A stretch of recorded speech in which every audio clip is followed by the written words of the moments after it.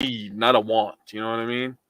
Well, that's how the show is going to start too, because we're live now. So that's good. That's we're good. throwing up the mentions there right away, and we're doing the show a little bit different today. So usually we start with what is most prominent for the teams, whether it be the Badgers when they were in the NIT, like we started with the Badger stuff, and then moved into Bucks, and then whatever else was going on. Right now, the Bucks are the more prominent team because they are in the playoffs, and the Brewers are in the first month of the season.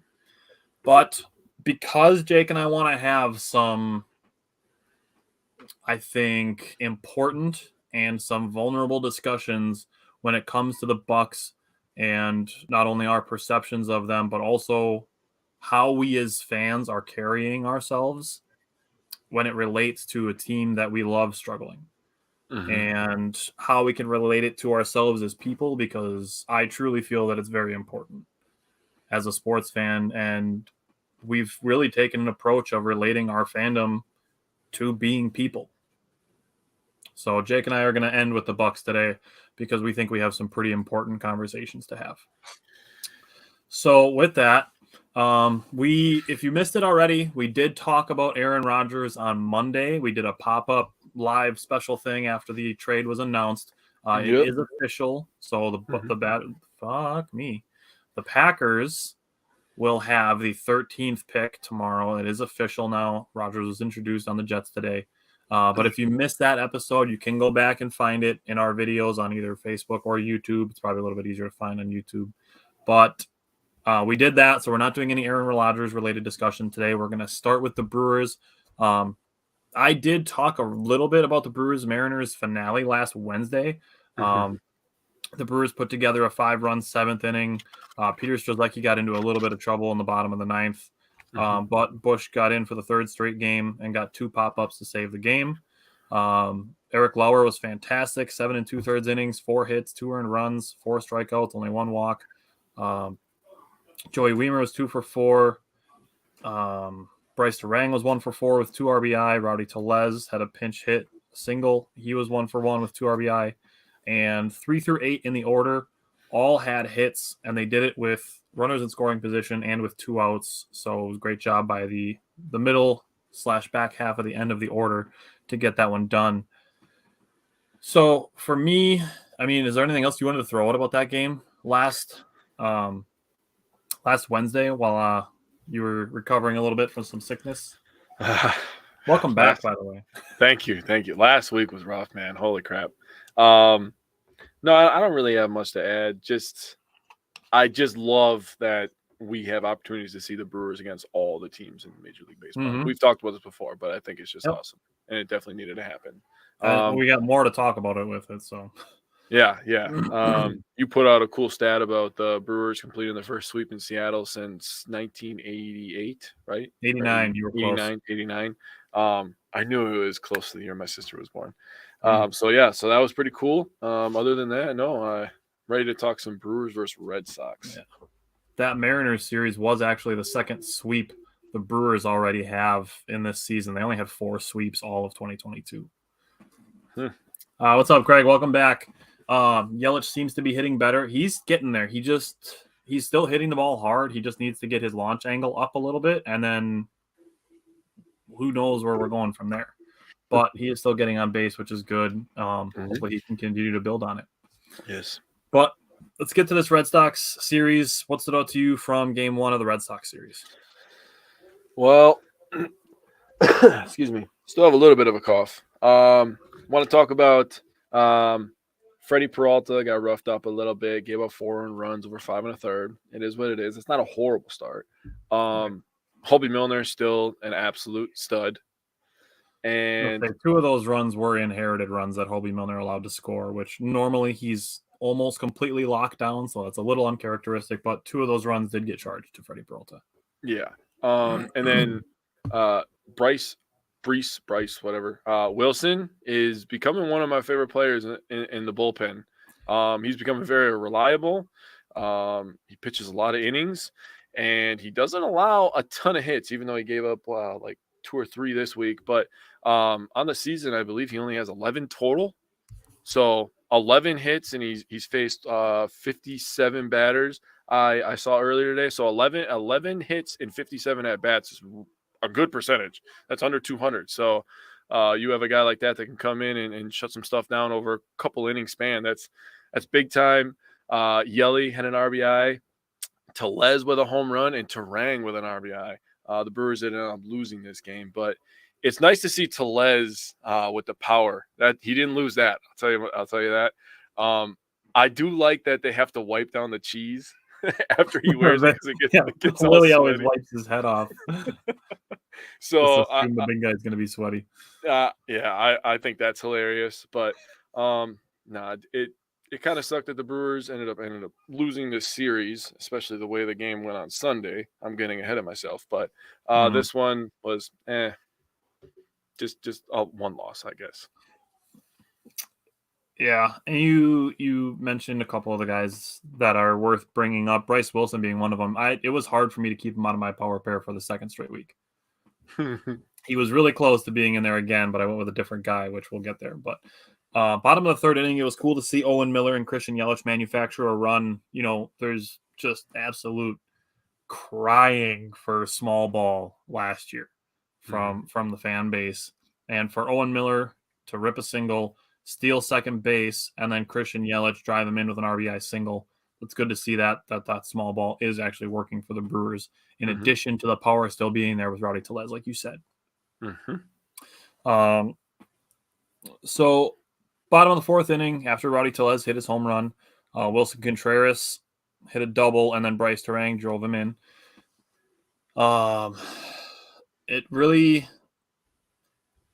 This is correlating so strongly, but walks to strikeouts is equaling wins. That's really what it's coming down to.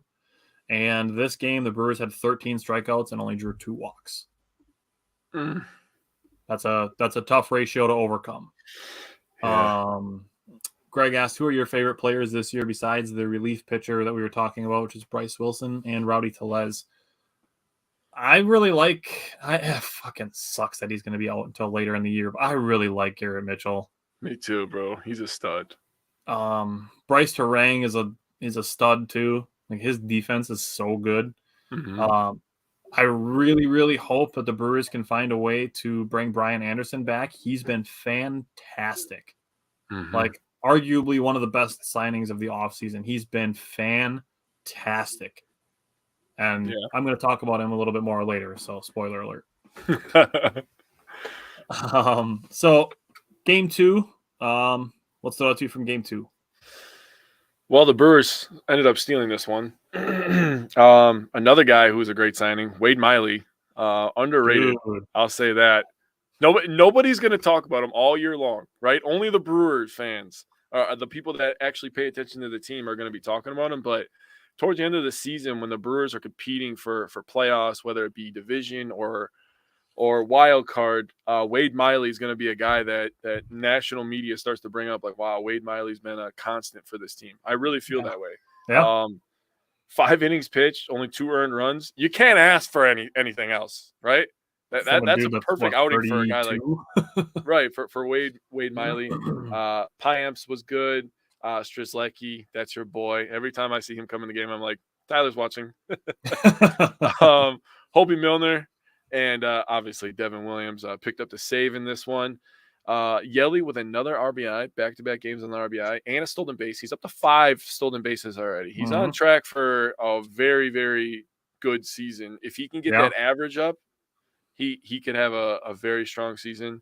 Anderson, had an RBI, and Tellez had 2 RBIs, both of them 2-out RBIs, I want to point out, because that's very important. Yeah, good call.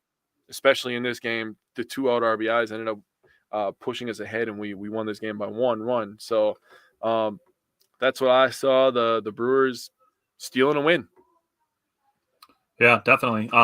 This one, Blake Perkins made his first career start in Major League Baseball, so it was cool for Brewer Blake Perkins to make his first career start. He did pinch run in the game before that. Wade Miley got into a little bit of trouble in the first inning. Willie Adames made a really tough play in shallow center field, and then a walk and a long single off the wall. Wade Miley avoided giving up any runs in that situation.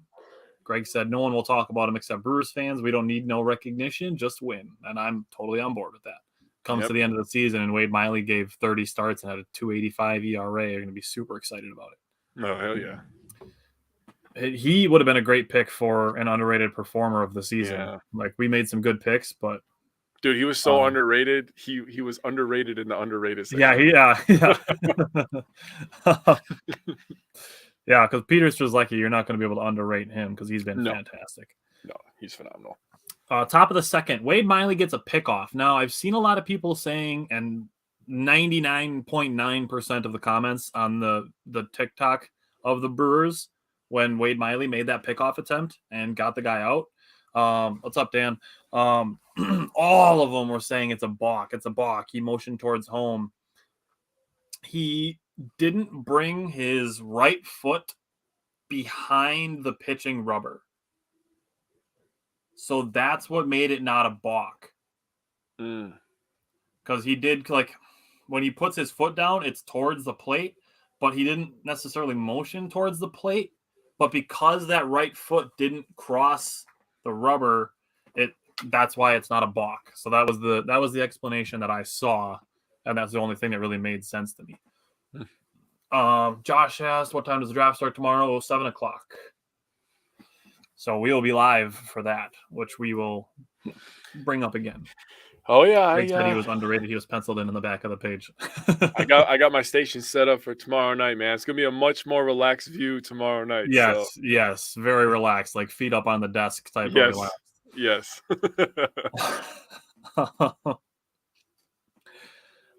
Just looking through to see if there's anything else I really wanted to bring up. Peter Strzelecki had a single and a double. And then Hobie Milner with the tying run on second came in and struck two guys out. So Hobie Milner just doing some high leverage stuff. You brought up Wade Miley's numbers. Joel Payamps did get hurt by the home run, but he has been decent for a guy who was on the fringe of the roster coming into the season. Like I have no complaints about Joel Payamps so far. No, me either. And for a guy who was a throw-in in the William Contreras trade, like I will definitely take that. Yeah. Peter Strzelecki, Hobie Milner, Devin Williams, like you mentioned, lockdown work out of the bullpen. The three of them combined for 3 innings pitched, only 2 hits, 3 strikeouts, no walks, no runs. That's the back end of the bullpen that, in my opinion, should be 7, 8, 9. Because as we carry into Game 3, I mean, it was basically just all 1 inning. It was basically just the 8th inning that really hurt the Brewers after they took the 4-3 lead. It was just walks and home runs that really did the Brewers in. Yeah, James is a Red Sox fan. Shocking that James popped back up when the Red Sox beat the Brewers. You want to talk about Trae Young, maybe? Or too soon? Or... Whatever. I'm not even going to get into it. Doesn't matter in my opinion. No, but that was a good game. This prompted the designated for assignment of Javi Guerra. Matt Bush did go to the 15-day injured list after this game. But when we're talking about back end of the bullpen, I really like Peter Strzelecki, Hobie Miller, Devin Williams as 7, 8, 9, in my opinion. James said Ice Tray is a thing. It is. He's annoying, but whatever. Yeah, he is. I'm not a fan of him. I was just poking fun at you. Yeah. The Celtics will win that series. I mean, I won't be shocked when that happens. The Red Sox scored their first hit on a bunt single and then scored on a sacrifice fly. So it's kind of just one of those like, okay, yeah, cool, figures. 9 of their 12 runs came in that 8th inning. So, yeah, I mean, it is what it is. Top of the second inning, the Red Sox had bases loaded, only 1 out, and only scored 2 runs. So it was a good job to limit that damage that could have obviously been way worse. So Corbin Burns did only make it through the 5 innings, gave up 5 hits, did have 5 strikeouts and 3 walks. That's the thing with Corbin Burns. The outings that he's struggled have been low strikeout, high walk games. And maybe it's just a little bit of, not being quite in midseason form yet, but, just looking for Corbin Burns to keep those walks down And other than that, I'm totally fine with Corbin Burns. Two of his runs were earned. Third one was unearned.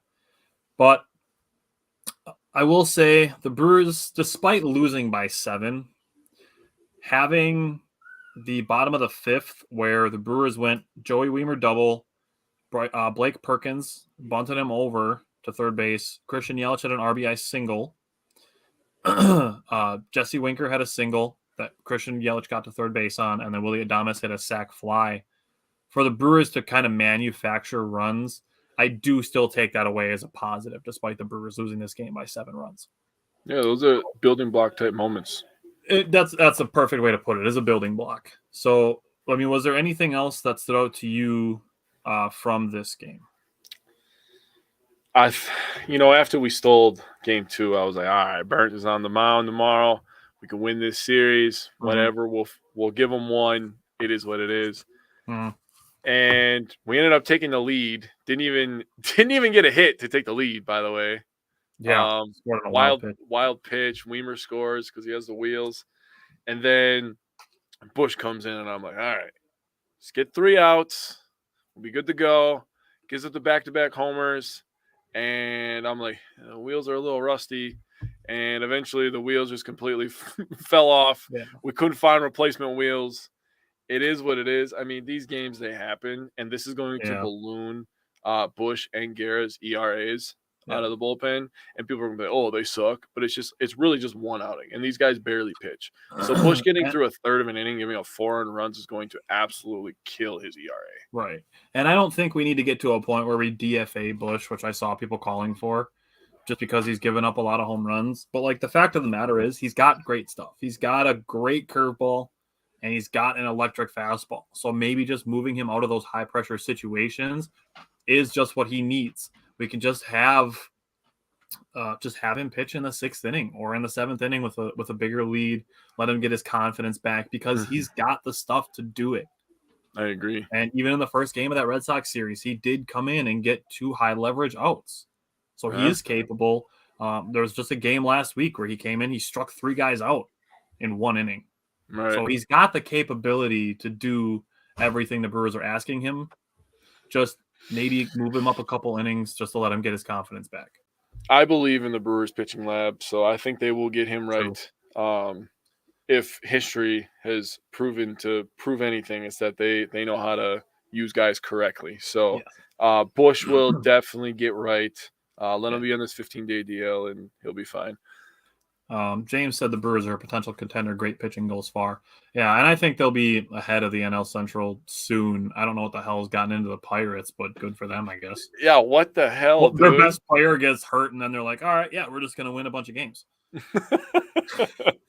Doesn't make any sense. We've won most of the series except for the Diamondbacks in Boston this year. And yes, I believe the Diamondbacks coming into this game this series was the only series the Brewers have lost so far. Yeah. So the Red Sox and Tigers are the second and third series the Brewers have lost this season.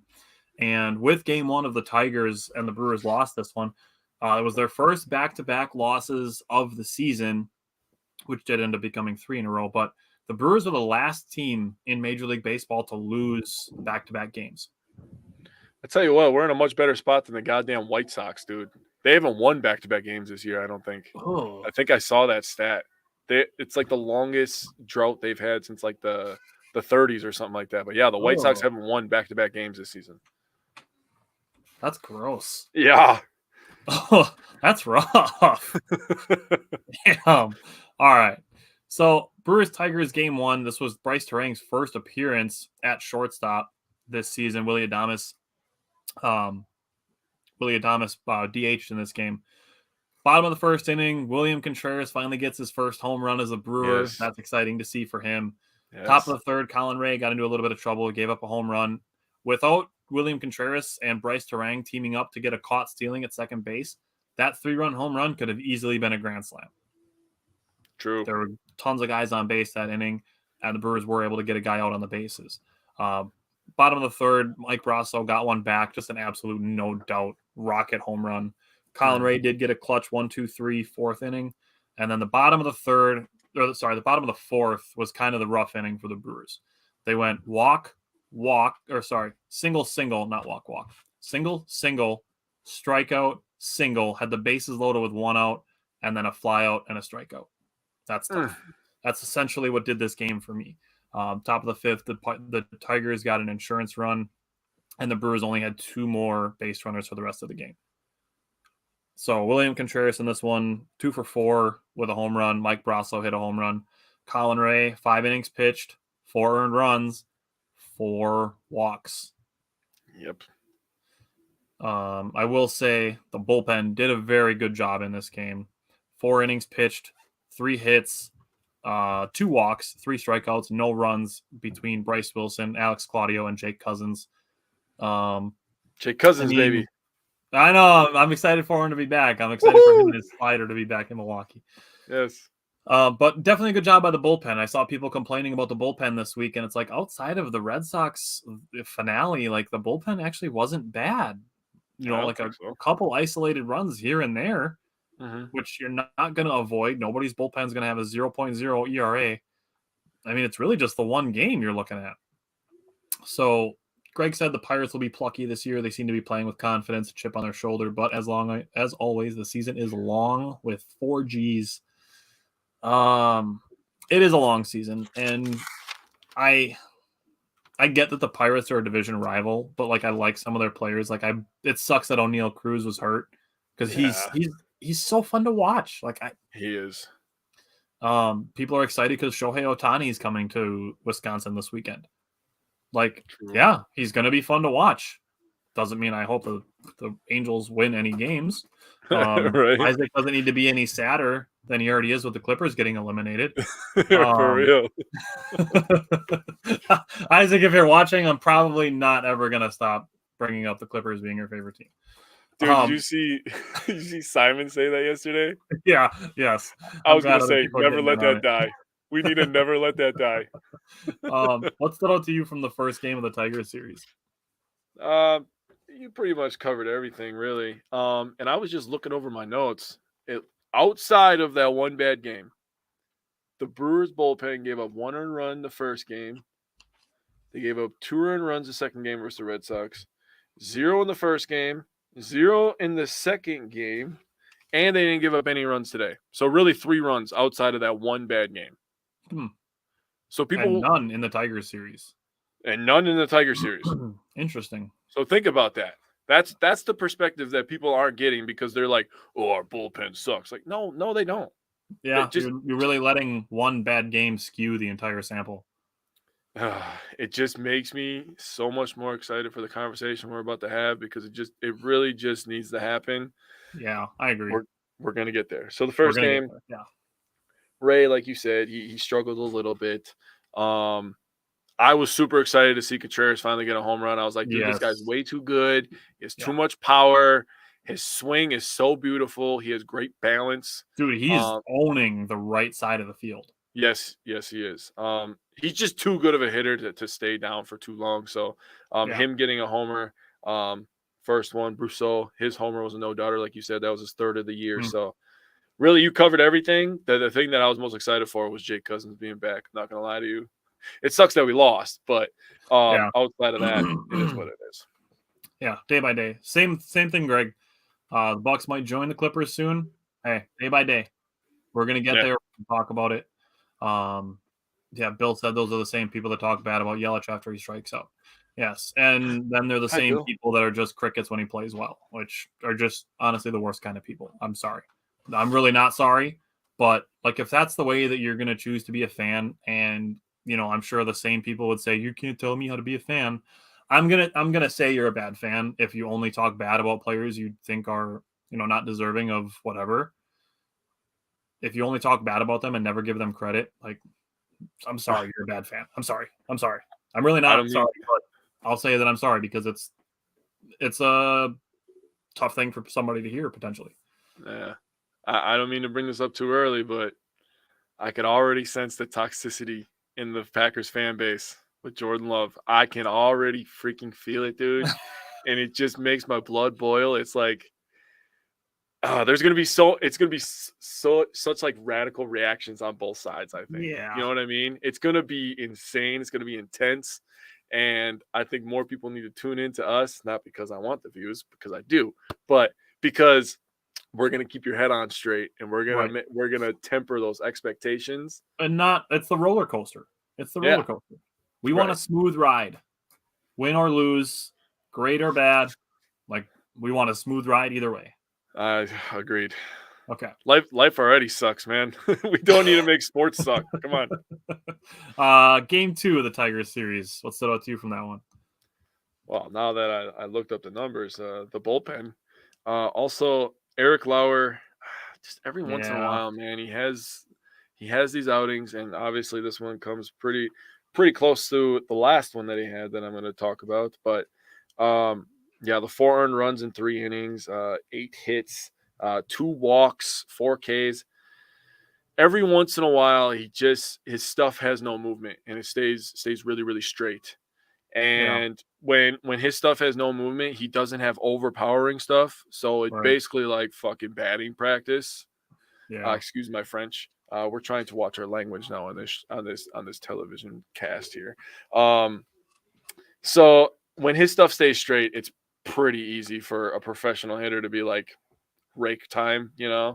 But he still has the ability. I'm not saying he's a bad pitcher. I'm just saying that every No. once in a while he has these moments, and that's because and that's what you get out of a 4 or 5 starter, right? Right. He is like the actual definition of a 4 or 5 starter.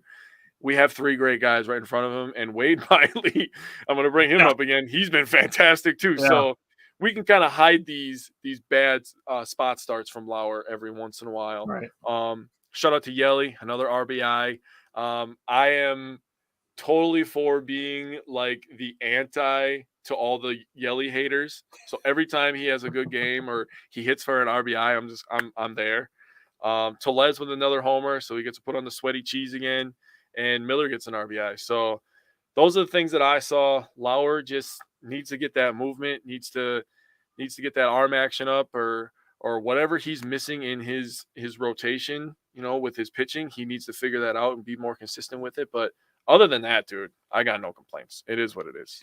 Yeah, and to your point, like bringing up the lack of movement on pitches is a perfect thing to bring up, and I'm glad you did.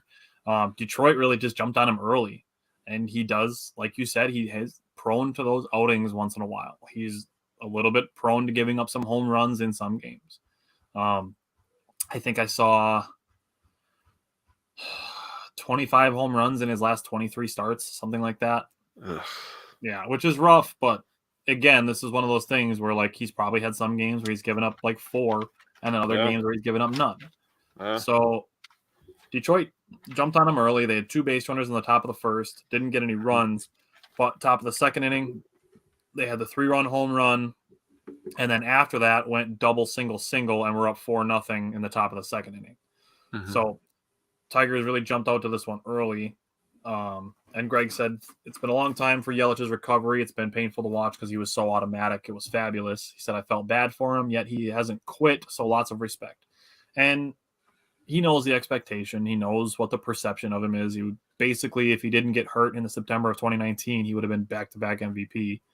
And Bellinger won that one, but nobody talks about how badly he fell off, and he didn't even fracture his kneecap or hurt his back. No, he just started to suck. Yeah. Josh said, I wish I could go watch this game to see Shohei. You have a brand new baby to take care of. Don't you dare think about leaving this house. I used to watch games on my phone while I was rocking kids to sleep. Tish needs to get on board. He's a brand That's new the way to do it. Babies also in your lap, they do make great Xbox controller holders. I know this from experience as well.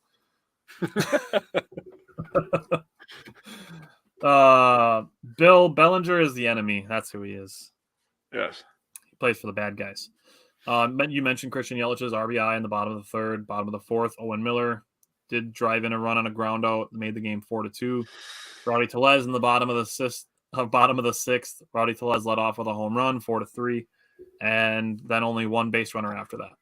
And it was a Luke Voigt double in the, I want to say it was the 8th inning. It was a Luke Voigt double, and then 3 strikeouts after that. So he got stranded at second base. Josh said my girlfriend suggested going. Well, then you got a free pass. Yeah, lucky you. The Brewers this game, 10 strikeouts, only 3 walks. That's not the side of the ratio you want to be on. And like I said, the walk to strikeout ratio is pretty correlated with wins. All 4 runs were scored against Eric Lauer. He pitched 3 innings, gave up 8 hits, 4 strikeouts, and 2 walks. Elvis Peguero made his Brewers debut. He pitched 3 innings, only gave up 2 hits, had 2 strikeouts, and 0 runs. So great job by Elvis Peguero. Joel Payamps had a bounce back game after giving up a run in his previous appearance. He pitched 2 innings, also only gave up 2 hits, 2 strikeouts, no runs. And then Peter Strzelecki shut down the 9th inning, and the Brewers just couldn't get 1 run across to tie the game or potentially win the game. So going to game 3, Greg said, your kids love the Brewers now, right? I used to put my son in the swing to sleep and have loud opening of 2020 Saving Private Ryan, and now he loves war movies. That's funny. My kids do like going to Brewers games. Yes, they do. Josh said her work sponsors the Brewers and the Blackhawks, so we get cheap tickets. Well, hook us up, Josh. I'm going to say 2 things. First of all, Josh, thank you. I will be abusing that power. Secondly, Greg, my daughter, she only sees me watch sports, right? So when football's on, she loves football. When basketball's on, she loves basketball. She has her own little basketball hoop with her own little basketball. So when the Bucks are on, she's carrying around her basketball. She goes, bah, bah, bah, and then she dunks it and she does the flex like Dad. So she loves football and basketball. So I got that going for me. Yeah, the opening loud 20 minutes. That's funny, Greg. All right, let's go to game 3. Actually, sorry. One more thing for game 2 because this streak did end in game 3. But in game 2, Willy Adames did extend his on-base streak to 14 games. That tied his career high. It sucks that streak ended today. I wish you could have left that last part out. I know. I wish I could have saved that part for game 3 with him extending his career high. But the Brewers did get a win, so I'll take it. Yeah, I'll take one too. Coming into game 3, after game 2, Willy Adames had been on base in 23 of 24 games. So now with game 3, he's been on base in 23 out of 25 games. So Willy Adames doing great stuff. Spoiler alert, he's also going to be talked about later.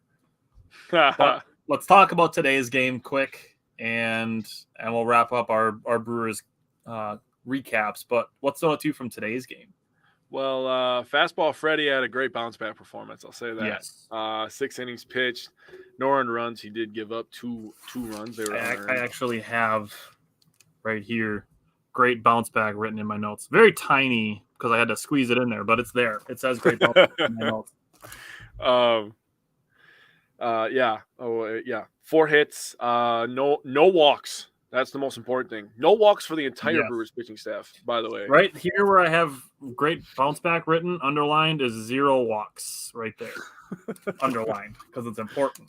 It is. The 8 Ks. If you could just do me a favor and get out of my notebook, I'd really appreciate it. You got to stop showing it on camera. Wilson, again, was fantastic. Gave up 1 hit in 2/3. Also had a strikeout. Hobie Milner with his 4th hold of the year. 2/3 of an inning, 1 hit. Strzelecki with his 7th hold of the season, 2/3 of an inning. Everybody's just 2/3 of an inning apparently today. Right. And he also had 1 strikeout. And Devin Williams comes in, and we know what happens when Devin Williams comes in. He throws 9 pitches and gets everybody out. So that's what he does. How many tablets do you fill in a season? Greg's talking about how extensive the notes are. I have about 4 pages per show. 4 pages per show. I'm usually at like 2.5, 3. 2.5 or 3 because my writing is so.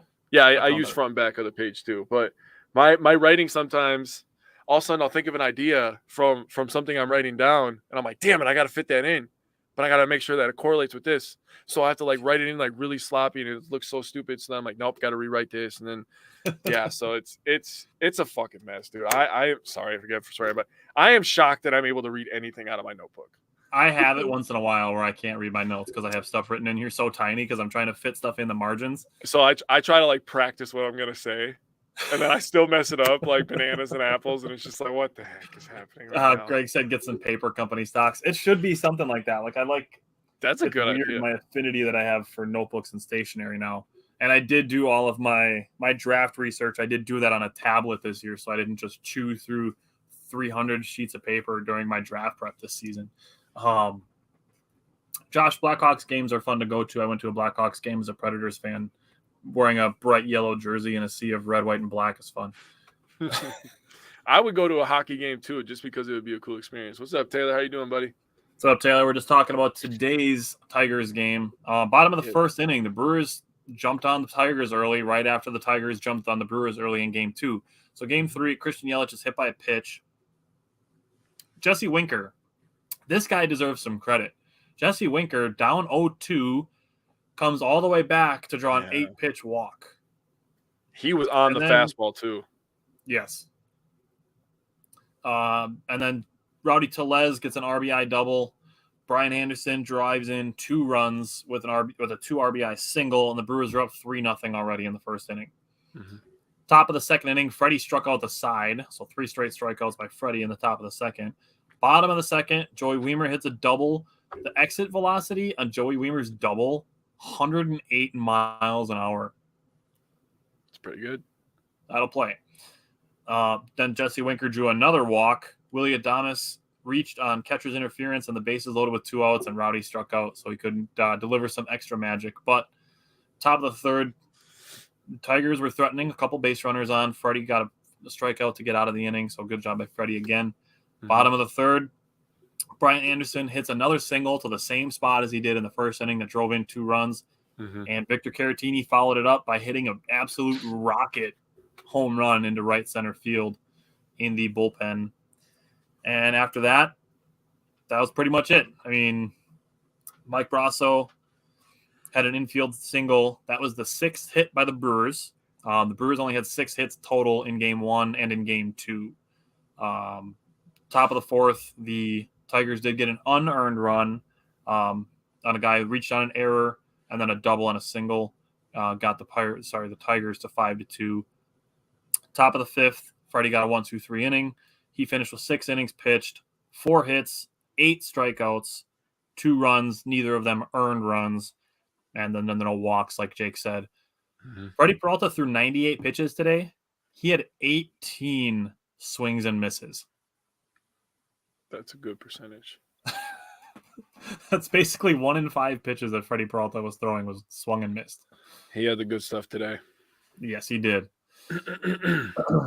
Greg said, I used to testify in court as an expert witness and always had to give both sets of lawyer copies, my legal notes, ideas, plans. One time my opposing counsel asked why my writing was so sloppy. You just tell him it'd be like that sometimes, Greg.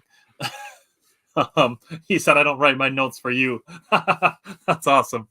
I don't write my notes for anybody else either. I have abbreviations and symbols like for my percentages for basketball. I write them like I have parentheses for 3-point shooting, straight lines for field goal shooting, and brackets for free throw shooting. Oh wow. I created my own little tables for everything that I do. Nice. With hitting.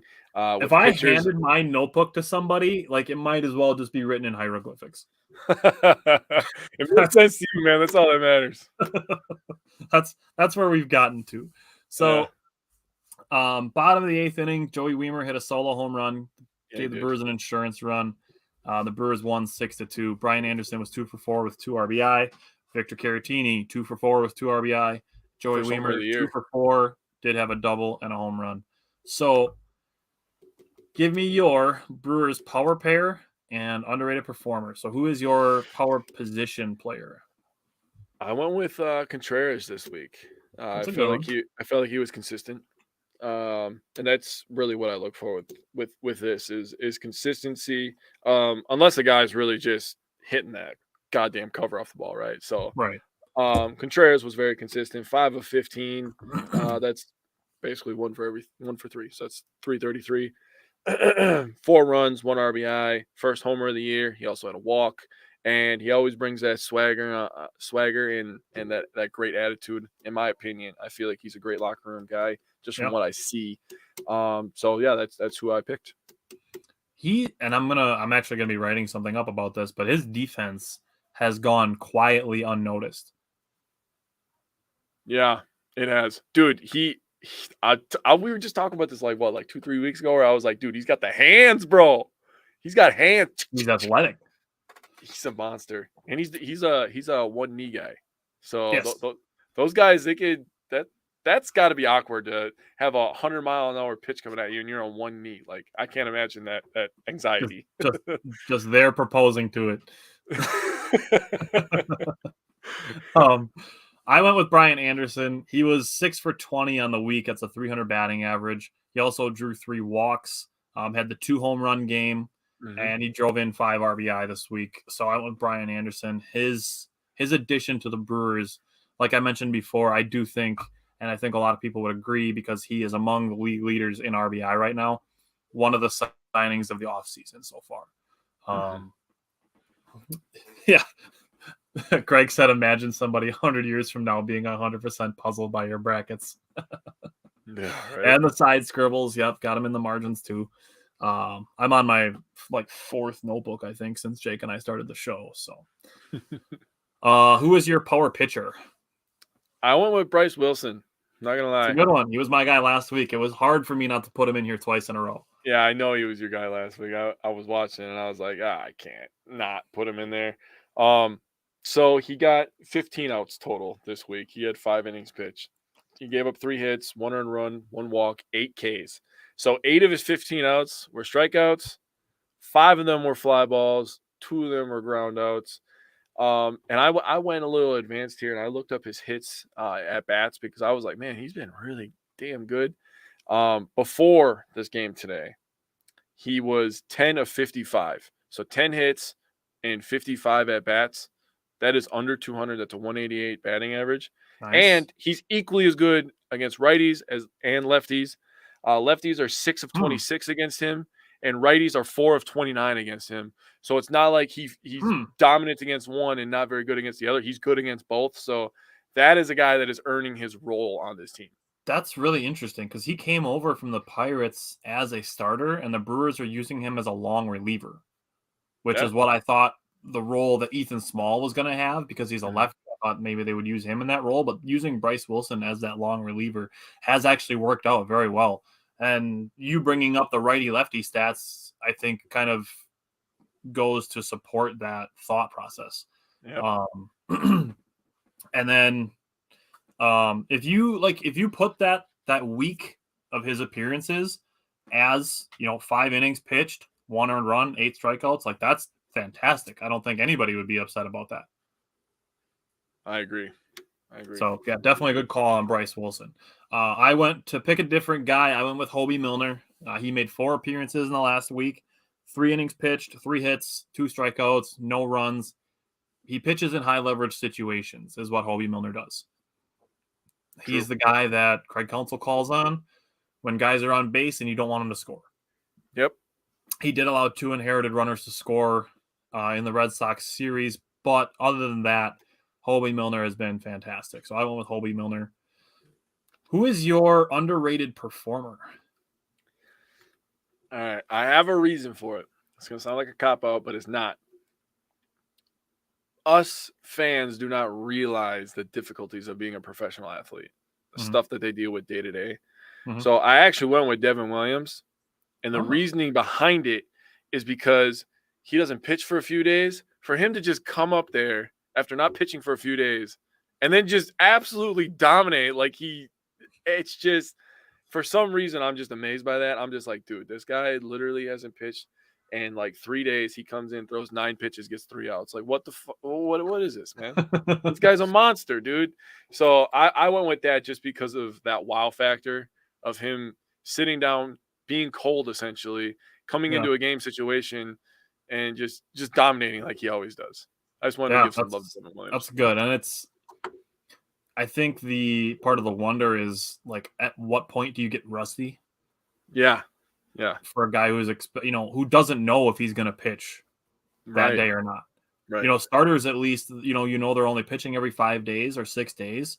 but you know when your next appearance is, so you can Yep. mentally prepare for that. Mm-hmm. And they physically prepare for it as well. Like, they do bullpen sessions and icing and all the recovery and stuff. But if you pitched yesterday, you don't know. You might have to pitch again today. Yeah. Or you might not pitch until next Saturday. Right, dude. That's my point. Pretty much is like it's crazy to me. Yeah, that's no, it's an interesting thing to bring up, and I'm glad you did. I went with Willy Adames. I did already mention that part of this week was his 14 straight games on base that tied his career high. He didn't get on base today, which ended his streak, but he has been on base in 23 out of the 25 games that he's played.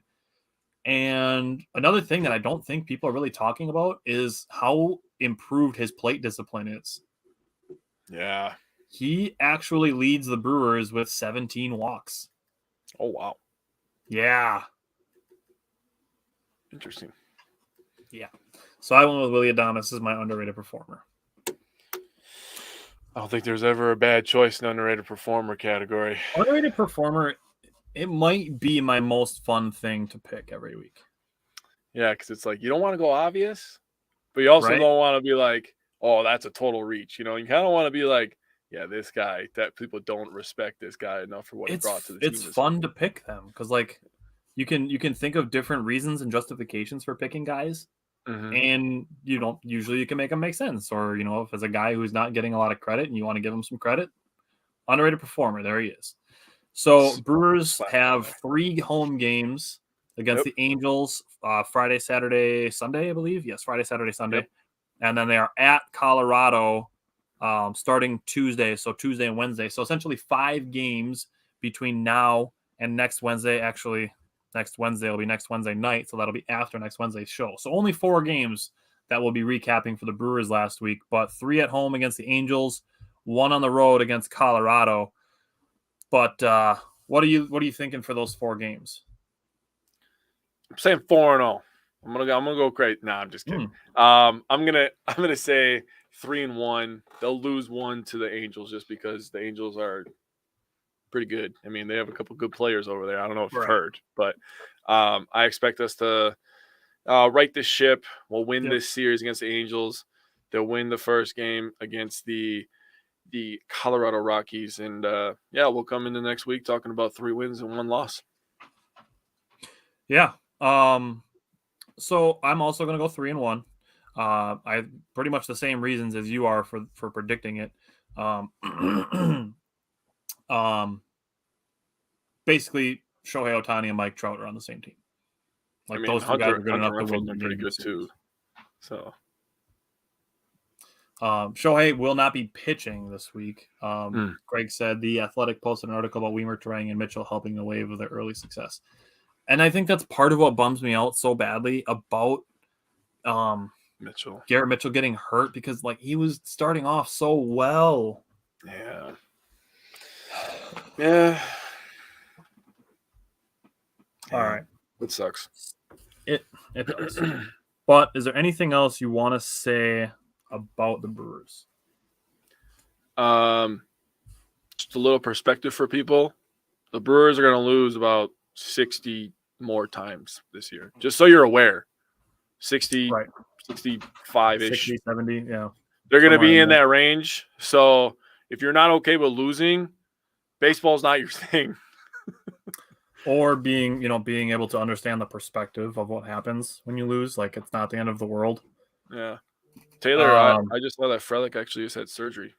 Yeah, Taylor Frelick, he's probably 6 to 8 weeks out. He had surgery on his thumb, so probably not. Basically, Tyrone Taylor is going to get a shot at keeping his job is how that's going to go.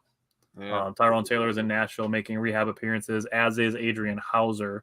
And Gus Varland has been cleared to make some rehab appearances as well. So Brewers bullpen might be getting a little bit of reinforcements, as well as the starting rotation and the outfield. So hopefully those guys, when they're back, can help make an impact and get the Brewers a little more back on track after kind of a rough week. I agree. All right, so let's jump into the Bucks. Now, Jake and I, we talked about it. We're going to do our recaps pretty quick because we want to have some pretty serious conversations about the fandom, and we want to kind of focus a little bit on how to go forward. So Jake and I, we're going to start with games 2, 3, and 4. Jake, just give me kind of the Cliff Notes version of your thoughts on game 2, and we're going to do the same things for game 3 and 4, and then we want to ask some pretty serious questions as far as adjustments go for the team, and then posing questions and thought processes to fans as well. Okay, so you want me to run through all my Cliff Notes for all the games right now? Just game 2. Let's do one game at a time, but let's just rock them out. So game 2, real quick. The Milwaukee Bucks came out angry. They came out ready to play as a team. They were more prepared for game 2, knowing that Giannis was not going to be playing after being hurt. There's a page you're in. I hate. Oh, okay. I would like to know what page that is, Taylor. The Bucks came out angry. They had 35 assists. That's great. Only 11 turnovers, so that's also fantastic. The Heat still shot the ball very, very well, in my opinion, but we managed to force 17 turnovers on them. I feel like that was the difference maker in the game. Other than that, the Bucks split at home, so it's what it is. Which one, Taylor? I need you to be more specific. There's a lot of negativity everywhere, unfortunately. Yeah. And there's a lot of Nancy's everywhere too. Not all of them are negative, but Pat Connaughton was a big standout of this game. Awesome to see playoff Pat popping in, just casually dropping 22 points on 8 of 12 shooting, including 6 of 10 behind the 3-point line. True that. And then he added in 4 rebounds and 3 assists. I mean, Pat was everywhere. Yep. Awesome to see him have a game like that. Absolutely awesome. Bobby Portis started in Giannis's place. It did give the Bucks a size advantage. Taylor, I'm not sure if I'm in that one. I used to be, but I think I got kicked out because the guy who runs it is a whiner, and I called him out on it. But he's a Nancy. Bucks scored 46 points in the second quarter. It's a lot. Brook Lopez, his bucket gave the Bucks a franchise high in the first half in playoffs with 79. They ended up with 81 points in the first half. Mm-hmm. That was worth it right there. Bucks were 12 of 21 on threes in the first half. 20 assists on 33 field goals in the first half, and only 3 turnovers. They had a 28-16 rebounding advantage in the first half. That's fantastic. We spanked that ass. Miami went on a 7-0 run coming out of halftime. Chris Middleton responded by getting to the rims 3 times in a row. And I get why people like to get on Chris Middleton. He's a very polarizing player. But overall, as far as the series is concerned, he's been pretty solid. Bill said he saw a post where somebody said to get rid of Connaughton because he's inconsistent. I started to rip into the guy and he deleted the comment. Unfortunately, the social media complaining is also inconsistent. It really is. Because unfortunately, the praise is not equal to the negativity, at least by the same people. Because there's just as many, after game 2, I'm sure a lot of us felt like Bucks in 5. And after game 3, I'm sure people were saying the Bucks were done. And that people are saying the Bucks are done. And even if you believe that that's the case, like what more could supporting the Bucks for another 6 hours possibly hurt you? If you're living to complain, what more could 6 more hours possibly hurt to support them? I'm not going to say anything yet. James asked, when you get the chance, wondering to hear your opinion about the end of the season awards, who's going to win MVP? It's going to be Joel Embiid because it's quote unquote his turn. Yeah. That's the dumbest reason anybody's going to win an MVP, but he's going to, and it's going to be. Yep. Bobby Portis didn't win 6th Man of the Year because he made 22 starts. Brogdon didn't make any starts, so I think that's why he won 6th Man of the Year. Brook Lopez finished a close second in Defensive Player of the Year, deserving to win it, in my opinion. Even though he had like 7,000 more contested shots, but yeah, something around that. It might have been like 6,999, but yeah, it was right around 7,000. Yeah. Taylor asked if they have been playing Jay a lot more than he has this series. We'll get to that, I think, when we're gonna come up with some thoughts on the team. Can't we feed Butler some old? Can't tell what emoji that is. Old shrimp. He's been a beast. His turn exactly. Yeah, I don't You want want to poison the guy? Jeez, Greg. gas station sushi. No, we want to beat guys when they're at their best. I agree. Some slow shooting and some turnovers cut the 30-point lead in half. Kind of made the Bucks sweat out the game for a minute or two. But Drew Holiday stole a rebound from Zeller, made a cross-court pass to Bobby Portis for a three that gave the Bucks 23 threes. That was the franchise record in the playoffs. Pat Connaughton hit number 24. So number 24 hit number 24, which totally worked. And then Pat hit another one, made 25 threes. That tied an NBA playoff record. Last time it had been done was the 2016 Cleveland Cavaliers. So Drew Holiday finished with 24 points, 11 assists, 5 rebounds, only 3 turnovers.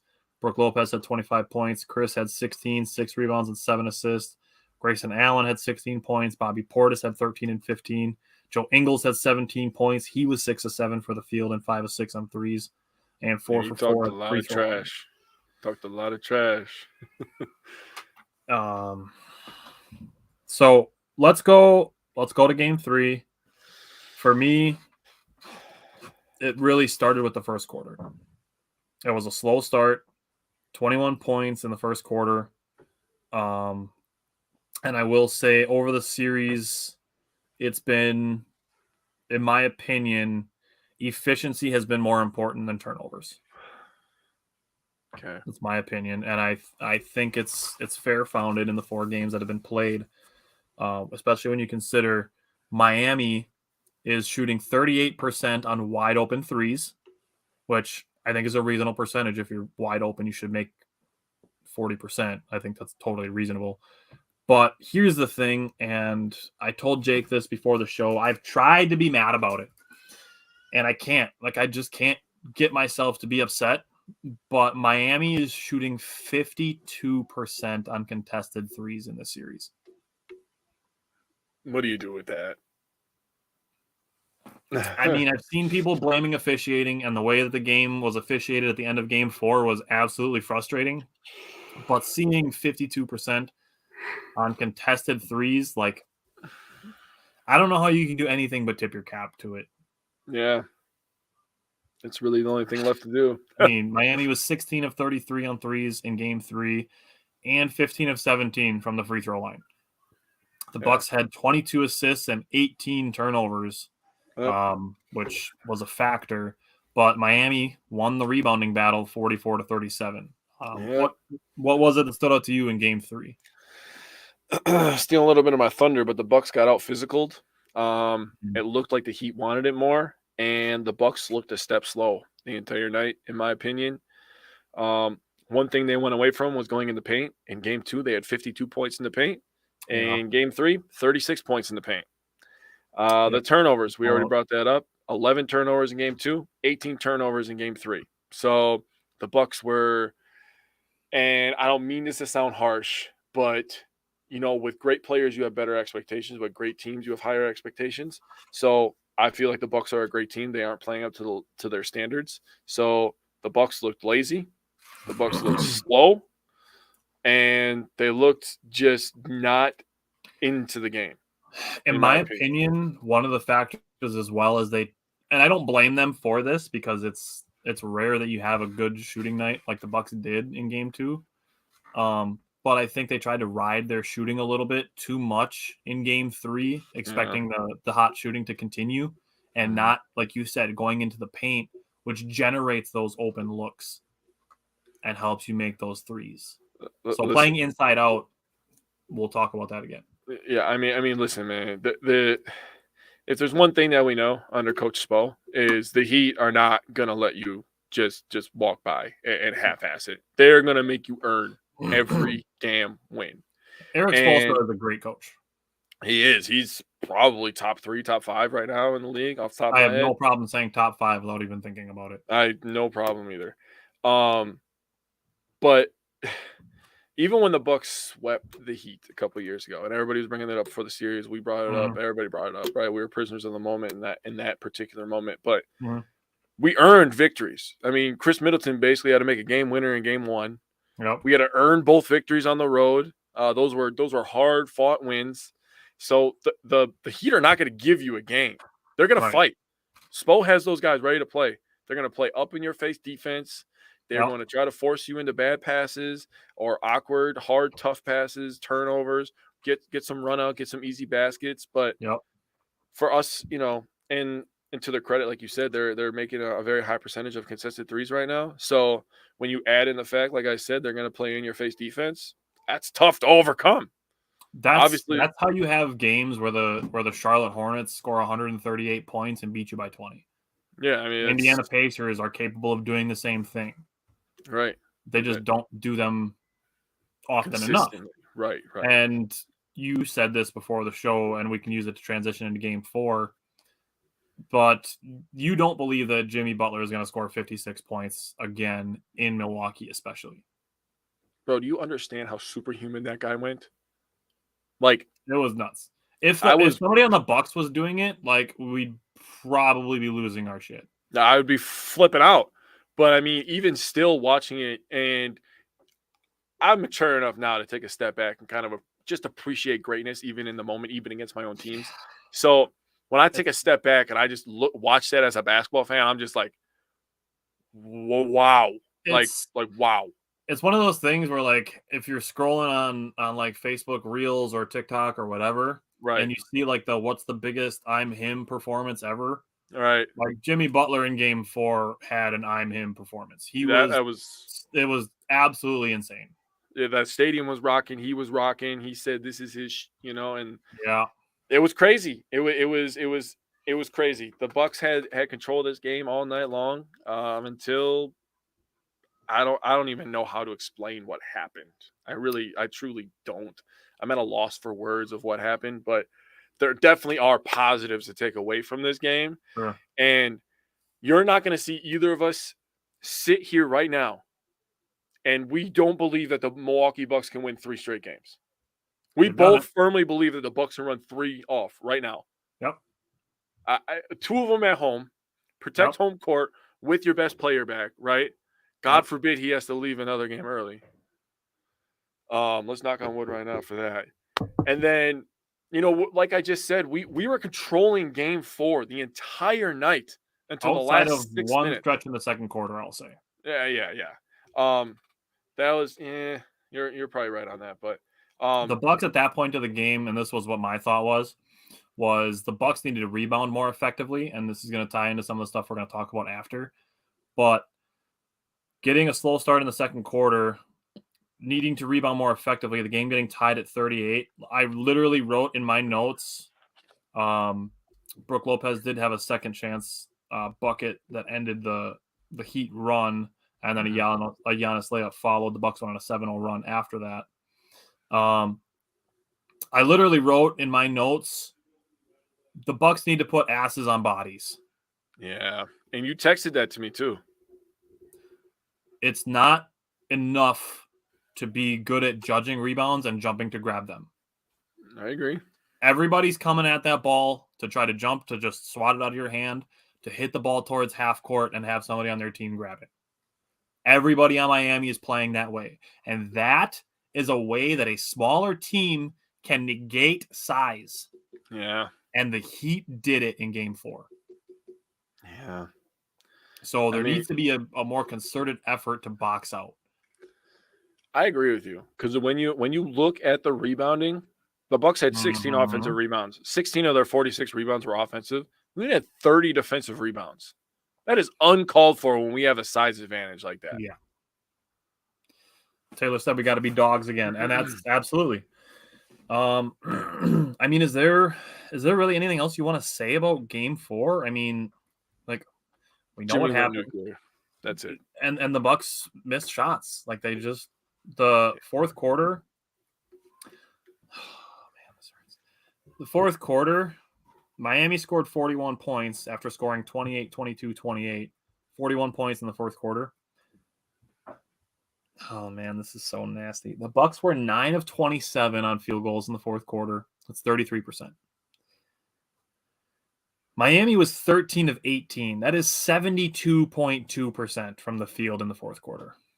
And to make it more disgusting, you said they had 28 in the first quarter, right? Yeah. Jimmy had 22 of the 28 in the first quarter for the Heat. Think about that. One man is destroying us. And for the people saying put Giannis on him, he's scored against Giannis too. I'm sorry. Yeah, he scores against everybody. He has. He literally has scored against everybody. They're running one play. They're running one play. High pick and roll because we play drop coverage. And we're going to get to a situation where we're going to talk about something, and I have a way to fix that. Okay. So we each have potentially 3 ways that the Bucks can fix what's ailing them in the first 4 games of the series. And so let's start with that. Mm-hmm. And let's go to that. So you have your 3, I have my 3. What do you want me to go first? Because this was your idea. So do you want me to go first and you can give your 3? Yeah, go ahead. Okay. So my 3 are pretty simple. First one is to stay aggressive. Mm-hmm. Don't let the foot off the throat. I don't care how many points you're winning by. I don't care if it means running up the score. I literally do not care. It's the playoffs. Nobody's feelings are getting hurt in the playoffs. True. Number 2 is high quality shot selection. And I mean this in the strictest way possible. High quality shot selection. Okay. Because it got him into some trouble at the end of game 4. Drew Holiday got some late shot clock situations where Kyle Lowry was able to get some strips because he knew Drew Holiday had to put the shot up. It happened at least twice. Mm-hmm. And my last one is points in the paint. Because, Jake, you perfectly alluded to it from games 2 to game 3, where game 2, 52 points in the paint, mm-hmm. Game 3 was 36. Mm-hmm. Points in the paint, and this is what built their lead in game 4, was Giannis running pick and roll with Brook Lopez, and Giannis putting on a masterclass with his passing. That's what built the lead for the Bucks. Pounding the ball in the paint with Brook Lopez and Bobby Portis in game 2 is what created open looks for everybody else. I'm not saying all of the 25 threes the Bucks made in game 2 came because they got points in the paint early, but that does generate the thought process in Miami's head saying the Bucks are scoring at us in the paint. We have to get back and recover to the paint. That's what allows the Bucks to have that extra step of space to get those 3-pointers off. So mm-hmm. It needs to be an inside-out mentality for the Bucks, not an outside-in. That's my 3rd way to fix the Bucks. All right.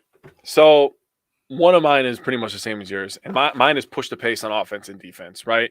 And one way that you do that is you crash the offensive boards. We talked about one of the improvements this year was crashing the offensive boards. Now I wrote down the offensive rebounds for every game. Game 1, 8. Game 2, 9. Game 3, 8. Game 4, 16. So you tell the guys to go crash the offensive boards. Basically what you're saying is we want high energy, high intensity, right? So when you think of high energy, high intensity, who's one of the first players that should come to your mind on this Milwaukee Bucks team? Javon Carter. Oh, I like that too. Javon Carter. I'm gonna get crazy here, but please just hear me out. I'm not mad at just Chris, okay? I'm also mad at Drew. So this is one way that I'm going to fix both of them with one move. I enter Javon Carter into the starting lineup. He immediately ups the intensity on defense. You allow him to pick up full court, just like he has done all season long. You want a dog in the fucking court? I'm going to get intense now. I'm so sorry. You want a dog in the court? You want to up the intensity? You put your biggest dog on the court, right? The biggest dog we got is Javon Carter. He may be the shortest dog, but he's the biggest dog in my opinion. The biggest heart. I see that. You put him in the starting lineup. That moves Chris to the bench. Chris and Bobby Portis off the bench will absolutely feast. Chris Middleton was hooping off the bench. He'd be the best bench player in the playoffs. Not even second to nobody, right? Yeah. The best bench player in the playoffs would be Chris Middleton. Chris Middleton and Bobby kill the second units. It allows for runs to not go crazy when Giannis and Drew go to the bench. Also, by putting Javon on the floor with Drew, you have another ball handler with Drew. So now you have those two and Giannis as ball handlers. Matters how much bite is in the dog. Hey, that's true. And then my third thing is please throw different looks at Jimmy. And I know that we're going to talk about a different situation here, but please throw different looks at him. You cannot allow us to keep going under screens. You cannot allow us to keep playing drop coverage. Jimmy's too good. He's going to figure that out. Clearly, he had 50 goddamn 6 points. Yeah. He's going to figure that out. He's been eating us. Right? So what, in your opinion, is the way to stop Jimmy Butler? And that's a perfect transition. You got, like I said, you got to throw different looks. Sometimes full court pressure him. Make him work to bring the damn ball up, right? When he gets the ball, he likes that elbow extended, right? That's a term in basketball, elbow extended. I think when Jimmy gets below the free throw line on the wing, we double him. Force him to be a playmaker. You force Kevin Love to make those shots. Right. Kevin Love's not going to shoot 100%. And yes, he's going to make some backbreaker threes every once in a while. He's a professional and a very good one at that. So will Caleb Martin and Max Strus. And they will as well. But you cannot let Jimmy score 22 of 28 in the first quarter. Yeah. Slowing him down in the first quarter has been a problem this series. He has absolutely feasted in the first quarter. Yeah. I think the first quarter of the night, we throw the goddamn kitchen sink at this guy. Double him when he gets on the wing, full court pressure, go over screens, force him to finish at the rim, and do not fall for that stupid little pump fake in the paint. Yeah. You know what was the most annoying thing to me, and we talk about this all the time, is when they don't call things both ways, right? Drew Holiday literally had a layup where his foot got tangled with Bam Adebayo, fell to the floor, missed the layup. No call. I'm like, all right, whatever. Playoffs. It is what it is, right? Hands off. Same possession. Jimmy comes down the floor, falls, and they give him an and one. The worst and one I think I've ever seen in the playoffs is when Joe Ingles clinches butt cheeks and Jimmy Butler runs around him and flails up the shot. It goes off the board. And I'm like, really? That's what we're doing today, right? Do not fall for the pump fake. Pressure him full court. Just make the man work, okay? He looked literally exhausted in the first quarter of Game 4, and then he went berserk in the fourth quarter. I don't understand how that happens. Yeah, I think the ref, and Taylor said the refs have been ridiculous, and it's not. I'm not saying that officiating is the reason we've lost this, series lead potentially. Agreed.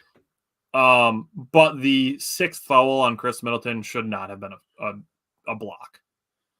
No, that was terrible. For Giannis to get called for a charge in the first quarter, for Max Strus leaning into him and getting a charge called on Giannis, and then, like you said, the consistency in the fourth quarter for Chris Middleton to be in that same position and for him to take the hit and then be called for a block, that's, to me, what's more frustrating than Chris Middleton getting his sixth foul. I agree with that. It's a lack of consistency by, both plays going in Miami's favor. Yeah, I agree. So, and as far as stopping Jimmy Butler, doubling him is, in my opinion, one way to slow him down. Now, I'm going to throw a monkey wrench out there, and I think it's going to be potentially somewhat of a hot take, but we need Wesley Matthews healthy. Yeah. The Bucks, if Wesley Matthews is at all close to playing, we need Wesley Matthews. I think so far he only played game 1, but he has been the best one-on-one defender for Jimmy Butler. He might have been our best one-on-one defender in the season. Him and Drew are 1A, 1B, in my opinion. Yeah. Wes has one job, play defense, right? Wesley, I'm not going to lie to you. Like, Wesley Matthews kind of owns DeMar DeRozan. Oh, he does, 100%. So I think as far as stopping Jimmy Butler goes, I think the Bucks truly need Wesley Matthews healthy. I'm with that. Taylor did ask potentially more Jay Crowder. He had a pretty rough game 1. Yeah. And hasn't played a lot since then. I just personally, I don't know. It's not that he's not the guy to stop Jimmy Butler. I feel like he's just a little bit too big and not quite, like, he's got the dog in him for sure. Right. But I think Jimmy Butler is too quick for Jay Crowder, I guess, is what I'm seeing. Yeah. I'm reading James' comment. He Yeah. said, "I agree Basically that." saying that Giannis, because of his play style, gets charges called on him more. Yeah, but at that point, you're assuming that it's a charge, and you're not reffing the game. You're assuming. Is that the way that you ref? I sure hope not. Like that's like me. Like that's like me and Tyler were talking before the game. Game 4. We're like, man, with Giannis back, I fully I assume that we're going to win. You can't do that. Mm-hmm. We can assume all day. That doesn't make it true. Mm-hmm. You know what I'm saying? Like, just because Giannis goes to the rim doesn't mean that every time he goes to the rim and somebody gets knocked over, it's a charge. Right. Max Strus was leaning into him. That was a block. Right. Yep. Taylor said not for Jimmy, but just overall. Honestly, overall, like Jay Crowder is just not really the best matchup for Miami because Miami is a smaller team. Yeah. Like we needed Jay Crowder for the Celtics and potentially the Cavaliers. They're bigger teams. Miami's a small team. Like it's Bam, Kevin Love, and they put in Cody Zeller in a game in the playoffs on purpose. Yeah. Other than that, it's Kevin Love and Bam Adebayo. They have no other bigs. Yeah, and I'm gonna add a bonus way in to fix the Bucks. If you are getting guarded by either Kevin Love, who yes at times has the ability to stop a dribble drive, or Duncan Robinson, and you are not driving to the rim, you're sitting your ass next to me. That's what I would say if I was Coach Bud. Duncan Robinson doesn't stop a freaking nosebleed. Okay. And also, if Gabe Vincent is guarding Chris Middleton, give the ball to Chris Middleton. I don't want to see. I don't understand why Bud does this every once in a while. His rotations are so funky sometimes. I'm okay with putting Pat in the game and giving him playing time. I'm okay with that. I am. Mm-hmm. But in times he takes out Grayson after Grayson is one of the few people creating with his dribble drive. And it's just like it's bad timing in my opinion. Justin and Brittany, welcome in. Justin's got the jokes right away for Kevin Love. Here it goes for men. Kevin Love. We can say anything we want about Kevin Love, but he's been hitting shots. But he has no chance of guarding anybody out on the perimeter. Let's just be honest. And there was actually a play that really irked me from the last game. It was in the first quarter. Drew Holiday, who is the master at finishing in the paint, one of the best finishers for a point guard. Super strong, super great body control, finish with both hands, right? Yep. We've talked about his ability to finish with the left all season long. Last couple of years, to be completely honest with you. Yep. He drives left. He has Kyle Lowry, 5'10" Kyle Lowry under the basket.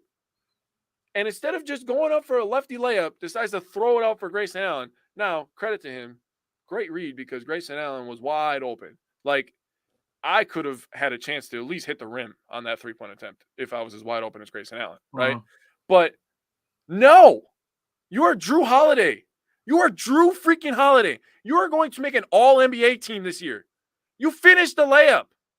You prove your point. I want more aggressiveness out of this entire team, top to bottom. Coaching staff, everybody. Everybody needs to be in tune. We have no more room for error, right? Yep. So it's go time. It's now or never. So last couple things on the team before I talk about basically fandom.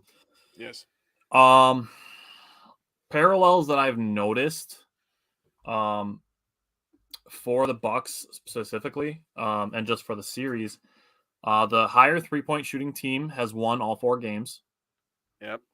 The better rebounding team has won 3 out of the 4 games. The Bucks did out-rebound the Heat by 1 in game 1. Efficiency has mattered more than turnovers.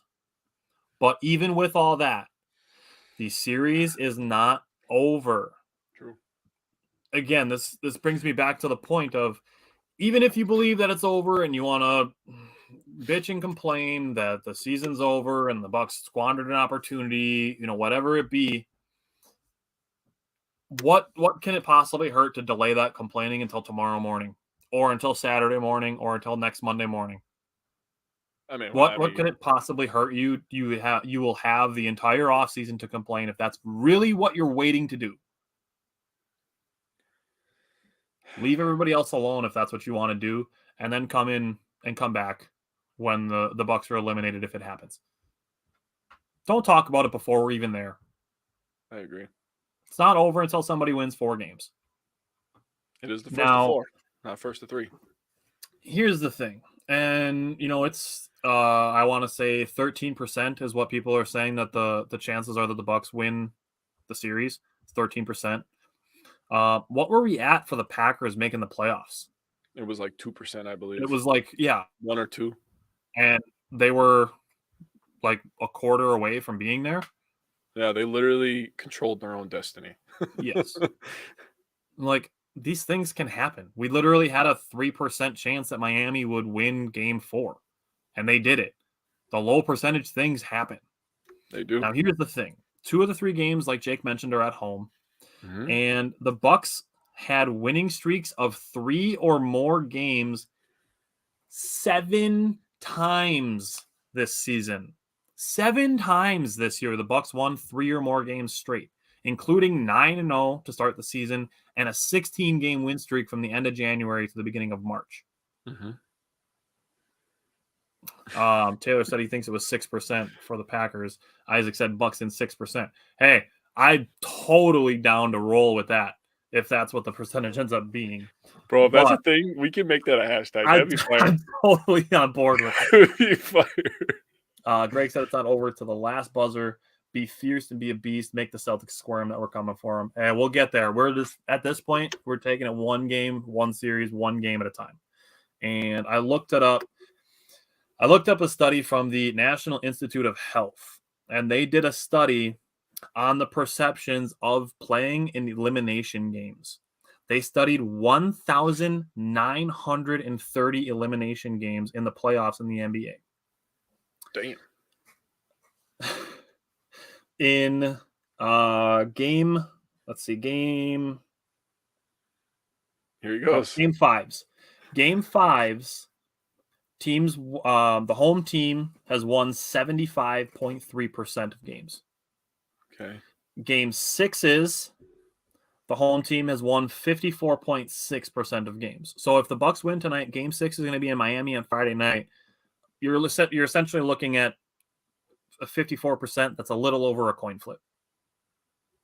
Now, if Miami loses that game and we're coming back to Milwaukee for a Game 7, that's when the squirming starts for Miami because the home team wins Game 7 81.8% of the time. If the Bucks get this to Game 7, they're winning this series. Yes. They got to win tonight, and we're going to take it game by game. Right. I'm not trying to get ahead of myself. Right. They got to win tonight, take care of business, protect home court, right? Right. Game 6 is the one where you're looking at, and I did the same thing with the Packers, right? When I was looking at the schedule, I was like, that Miami game is the one. That Miami game is the one that's really going to determine our season, right? When we were going down the stretch, we're talking Miami. Wow, shocker. We played Miami on Christmas Day. That was a great, exciting game that we ended up winning, comeback win, whatever you want to say. But that game really determined if we controlled our own destiny. And obviously we won that game and whatever. But that Game 6 is the one that's really going to determine this. Yeah.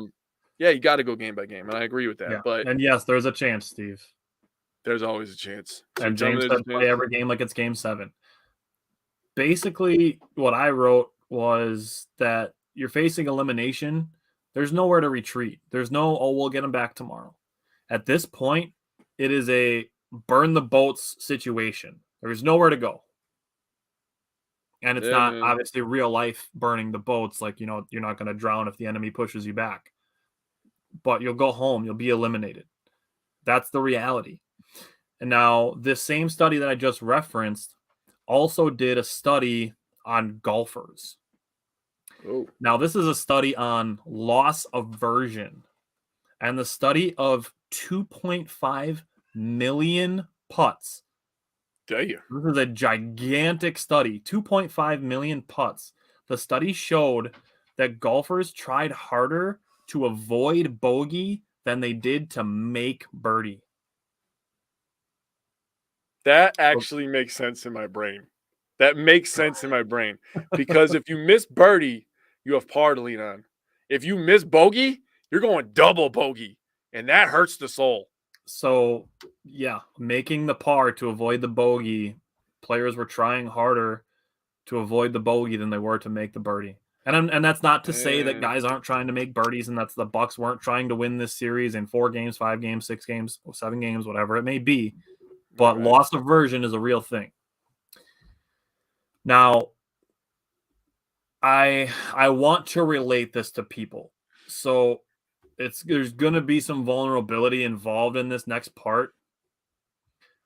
But I'm going to be real and I'm going to say that if you declared this series over before it's actually over, like regardless of what happens in game 5, 6, 7, should any of them happen, like game 5 is obviously happening, but should game 6 and 7 even be necessary, if you declare the series over before it's over, you have no guts. I'm sorry.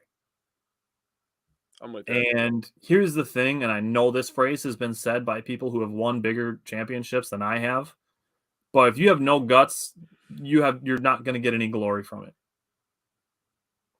There's never been a scenario where a guy has gone into a situation or a sports team or life or whatever it's going to be timid and being like, oh, I hope we win, and has come out at the very tip top of whatever it is that you're doing. I don't care if it's sports, life, jobs, relationships. I don't care what it is. If you're going into it with no guts, no intestinal fortitude, like my college basketball coach used to say, he used to bring up intestinal fortitude. If you have none, you don't deserve to win.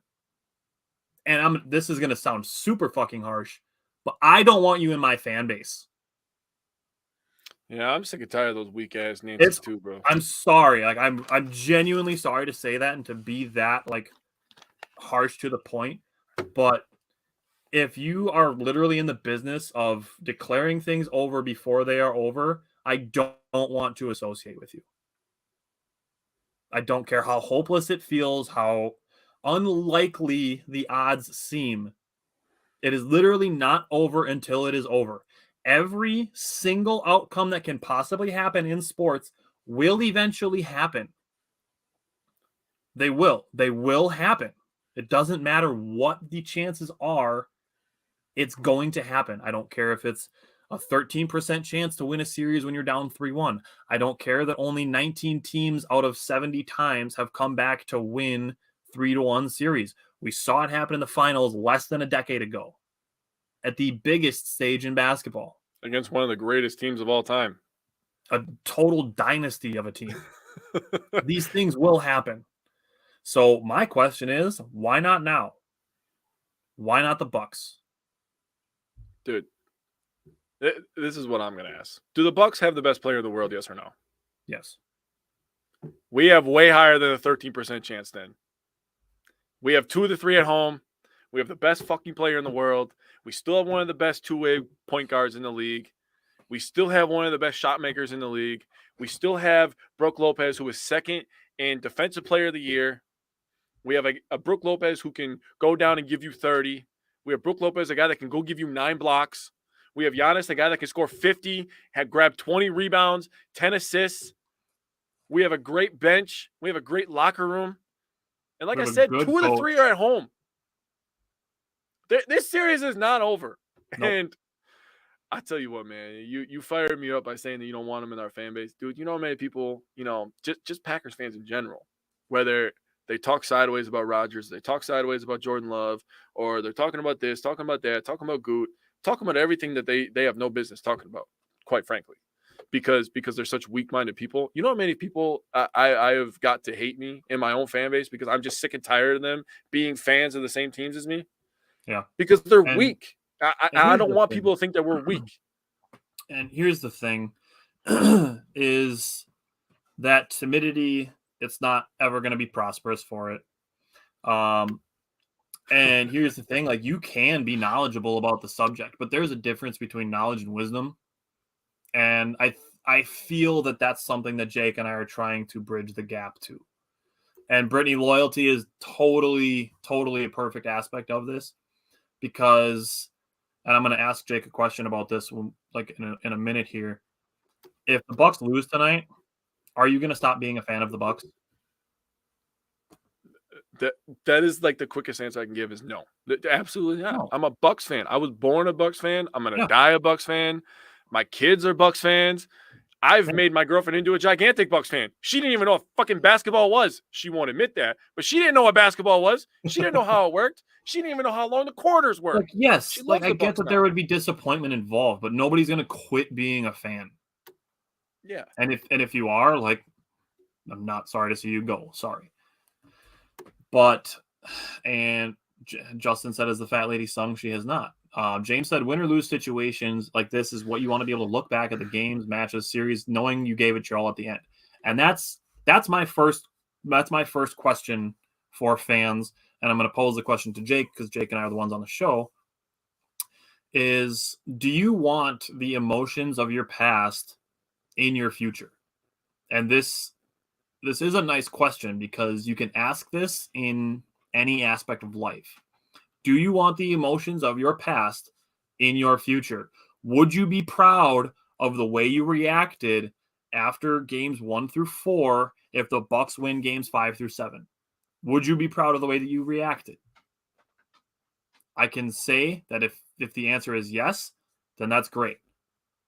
If the answer is maybe, maybe not, that there might be something to work on there. But if your answer is no, that if the Bucks won games 5, 6, and 7, and you just think that because you're on social media and people aren't going to be checking your receipts that you can continue to act that way, you're probably a miserable person. I'm sorry. Yeah. And it's something that I would really encourage people to think about. Would you be proud of the emotions you had and the things that you posted after game 4 if the Bucks won games 5 through 7? Even if they don't, would you want the emotions that you felt from being disappointed and, not having that turn into motivation, which can be a good thing. That's why guys like Stephon Diggs watched the Chiefs celebrate their AFC championship 2 years ago. Mm-hmm. He used that disappointment, turned it into motivation to work harder. Mm-hmm. But that's not what social media is. It's not. It's a cesspool of negativity. So I'll pose the question to you. Do you want the emotions of your past in your future? If I was younger, my answer would be no. But now that I've matured, I could tell you that I treat every single game the same. And Tyler told me to be real today. So in this moment, I'm just going to be Jake Nett, the Jake Nett that Tyler has known for 16 years of his life. I treat every single game the same, whether we win or lose. Every game that I watch, now I get up super early for work, so whether we win or lose, I do the same thing. This is what I do. If we win, I turn the TV off, sometimes when the clock's running out, sometimes immediately after the game's over. If we lose, same exact thing. Now, if we win, I allow myself to feel that happiness for 30 seconds, 60 seconds maybe. I'm not really putting a timer on it. After that, I realize that I have to go to bed, right? So I walk up to my room. I see my daughter. I see my girlfriend. I give them a kiss. I go to bed. I wake up the next morning and I still have to go to work, right? Yep. Because I realize that I still got bills to pay. Now, if we lose, I physically allow myself, because I want to be so emotionally mature that nothing bothers me. I want to be in 100% control of how I feel, because I feel like that's the most mature way to go about life. I don't want what somebody says about me to control me. And I hope one day that I could teach my kids this too. Now, if we lose, I shut the game off. I allow myself to feel that pain. Now, sometimes there's naughty things said in my head, but I allow myself to feel that pain of a loss. But I don't allow it to drag in to the next 60 seconds of my life. So 60 seconds, I let myself feel that pain. Again, I walk up to my room. I see my daughter and my girlfriend. And I'm not going to lie to you. I'm happy again. When I see them, I'm just happy. Again, I give them a kiss and I go to bed, right? I wake up for work the next morning because, again, I have bills to pay. So either way, I allow myself 30 seconds, 60 seconds to live in that moment, whatever that moment is. If it's a loss, if it's a win, I allow myself to feel those emotions, and then I move on. And that's what I think everybody should do. I'm not saying I'm perfect or I'm right, But I'm telling you, a lot of people would be better off with this approach than immediately running to social media and being like, fire this guy, trade this guy. This team has blown everything. They've completely botched this season. No, they have not. Again, I told you this, Tyler. 2 weeks ago, you were not saying that. After game 2, you were not saying that. So because we lost 2 games in a row in the playoffs, now the season is botched. And this takes me back to another conversation we had, Tyler. Only one team wins the title. One team. That could be the Lakers this year with the way they look right now. That could be the Celtics. The Celtics are going to beat the Hawks. They could easily get past the 76ers. And if the Milwaukee Bucks are not in it, there's nobody stopping the Celtics. James is probably really happy to hear that. Yeah, he said if it's a championship, he's getting drunk and partying. If it's a championship, that's the time you allow the emotion to overflow, because that's the pinnacle. But even when the Bucks win the championship, you still got to go to work the next day, unless you take a vacation day. But that's, you still got responsibility there. Right. And I guess my last point I'm going to say is you have responsibilities that aren't going to stop, right? And a lot of people do this. I'm getting cotton mouth because I'm getting so fired up, but a lot of people do this with individual sports players. Rodgers has been the most popular one for the last couple of years with Green Bay. People have a very hard time separating the player from the person. Right. And people have a very hard time separating the emotions of sports from the emotions of real life, which is why that super sad stat, which I am not proud that our fan base is attached to, of abuse after Packers losses. I'm not proud of that. That's not funny to me. I don't find that funny that people's wives get beat up because the Packers gave up 2 touchdowns in the fourth quarter and blew a lead. That's not funny. Or the fact that the people whose NFL teams lose on Sundays, that on Mondays they consume on average 10% more calories on Monday. That's not funny either. You're literally physically hurting yourself because of a team. And I love my teams too. Don't get me wrong. Right. I argue with my own girlfriend about my teams because sometimes she's uneducated and she doesn't know what she's talking about. And then she's like, "You're my smart sports guy," and then she argues with me. That's a long story. That's a story for a different day. But the point I'm trying to make is you still have to be a person at the end of the day. And you can separate those emotions of being mad, which is exactly why I allow myself to feel that pain or that happiness, and I choose to move on. So I'm going to say 2 things before I ask my next question. And the first one is that the way that Jake and I are approaching this, and it's it's a tough thing to be the first people doing this, because I do believe that Jake and I are the first people to try to combine sports analysis and mental health. It's a complete new frontier of sports analysis, and that we are trying to have these parallels from sports analysis to life.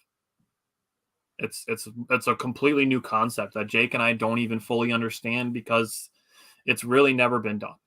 Yeah. And it's not prevalent. It's way more popular to go on ESPN and argue with the person across the counter from you. Yeah. Now, the second thing that I want to say, and it's going to be to give you a compliment, Jake, is that I'm proud of you for saying the sentence that you want to be emotionally mature enough to not let the outcome affect your mindset, your emotions. If you have the ability to transcend the emotion of the moment of the outcome, like, that's the goal. Mm-hmm. And Bryant is usually pretty good about saying this on Sundays, is that he doesn't take his notes on Sunday about the Packers. He takes them, usually he starts on Mondays when the emotion of the game has passed, because it's tough to deal with the emotions of that moment. So Bryant, he waits until the next day. Steve said attitude is a choice, and that's absolutely true. Like, you get to choose, and this is another quote that I've heard, and I've heard it from tons of sources, whether it be books, podcasts, people, whatever. Steve Harvey has said it. Life is 10% what happens to you and 90% how you react. My dad said, I'm always distraught after the final game of a season if it isn't a win, but the next day it's another team's turn in the beginning of the next year. Let's get this time. And that's the perfect thing, especially with us being a 4-team, 5-sport covering show.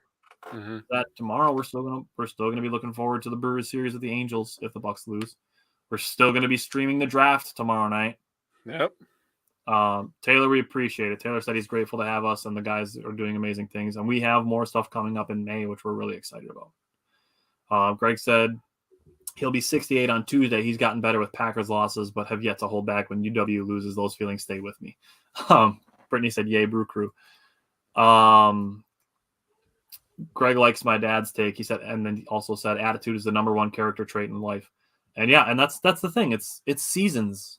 You know, it's not the end of the world. It's not like the Bucks lose their franchise if they lose as a 1 seed to an 8 seed, which it wouldn't be the first time that's ever happened either. Right. Tim Duncan, the greatest power forward ever, lost as a 1 seed to an 8 seed. So this is my next thing, and this is a directly a direct relation to social media, and the point is you get out what you put in. So the question is, what are you putting in? Jake and I are on camera putting in what we think, and that's what we're going to get back from Game 5, Game 6, and Game 7 if they end up happening. But we are trying to put in level-headedness and positivity and, the world not coming to an end if it happens. Also, not declaring things over before they're over, not giving up before it's actually over. Having the guts to stick with it, facing elimination. And Jake said this, if your first thought after a loss is to run to social media to be the first one to complain, that's what you're putting in. What do you think you're going to get out? More people like you. It's more negativity. Yes. If you're putting in negativity, you're going to get negativity in return. So Jake and I are trying to put positivity out, and I'm really proud of this comment section. I truly am proud of this entire comment section. I was going to say something when you get done here. That everything that we've said over the last 15 minutes, that people feel similarly, and that we can actually affect people's mindsets that way.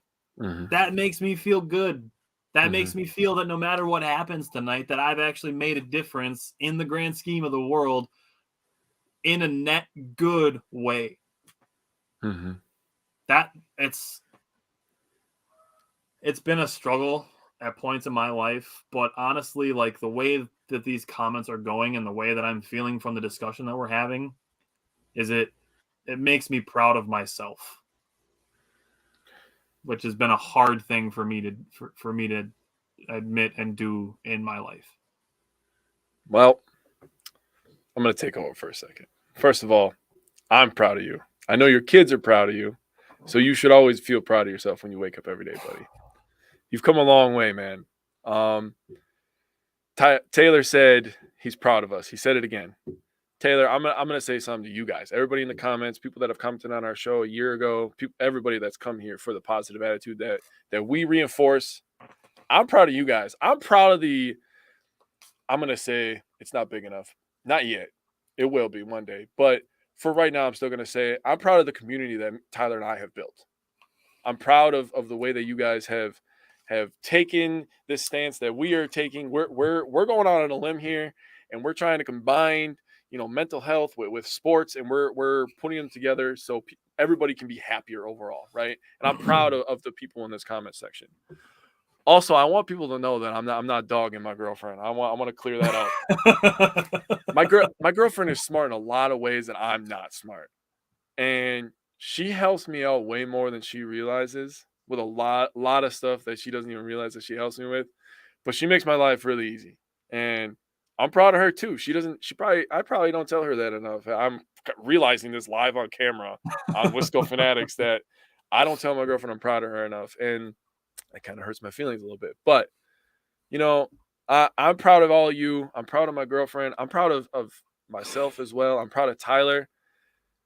No matter what happens, people, we're still Wisconsin sports fans, and like they say, it's free to be nice. It's free to be a good person. It's easy. So let's just be nice and let's just help each other out, right? Brittany, do not tell her I said any of that. You got that?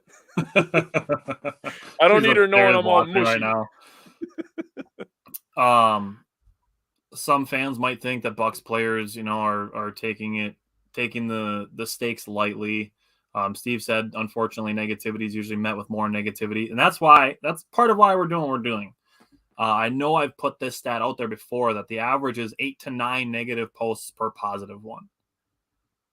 That's a huge ratio. It's disgusting. Yeah, I wish it was 8 to 9 in the other direction. I agree. I liked your take about wanting to have the emotional maturity to not let it affect you, to not let it affect the outcome affect your emotions. I wanted to go back up to a comment that Brittany made. She said it could be a great comeback story or a learning experience. Either way, it can be a positive outcome, and that's true. And I know people will call it like a moral victory or sunshines and rainbows. Like Jake and I have heard all that shit. We've heard everything you can possibly think of for remaining positive in negative situations that people have said. They've said them to us. And that's not going to make us stop doing what we're doing. And it's a situation where game 4, if the Bucks lose 4-1 to Miami, we're not going to blame it on officiating. We're not going to blame it on Giannis being out for 2 3/4 games. Mm-hmm. And I think this is something that doesn't get enough, perception. Is the Miami Heat play a factor in this? So if it comes to a situation where Miami comes out and they just blow the doors off and whatever run they end up making, like there's respect to be there. And Steve's getting ahead of me and he's going exactly where I'm going. And I'm just going to put it up here because Steve asks great questions and Steve's been great all Packers season, and he's asked us a lot of questions during the draft series. So I'm going to give Steve some credit here. Steve said better be with us tomorrow, by the way, before you get into this. Steve said without losses, the wins will never feel as sweet. And that's a true thing. And thankfully, we can translate this to life as well. Is if you never have adversity, like how will you ever learn to appreciate your wins in life? Right. I'm just going to put Taylor's comment on you next because it's how we learn and grow.